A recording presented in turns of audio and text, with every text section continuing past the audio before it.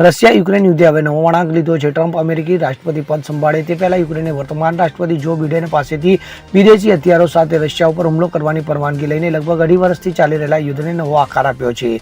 તો જાણકારી મુજબ અમેરિકન હથિયારો બાદ હવે યુક્રેને બુધવારે British storm shadow cruise missile વડે રશિયા પર મોટો હુમલો કર્યો છે. તો આનાથી રશિયાના રાષ્ટ્રપતિ પુતિન નારાજ થઈ ગયા છે. યુક્રેનને રશિયા સામે પશ્ચિમી શસ્ત્રોનો ઉપયોગ કરવાની મંજૂરી આપીને જો બિડેને ત્રીજા વિશ્વયુદ્ધનું જોખમ વધાર્યું છે. તો યુક્રેને બુધવારે રશિયા પર બ્રિટિશ ક્રૂઝ મિસાઇલોનો વરસાદ કર્યો હતો. જોકે રશિયાએ તેમના મોટા ભાગના માર્યા હોવાનો દાવો કર્યો હતો. તો અમેરિકા અને બ્રિટનના આ પગલા બાદ યુક્રેન દ્વારા રશિયા પર પશ્ચિમી હથિયારોથી હુમલો કરવામાં આવ્યા હતા.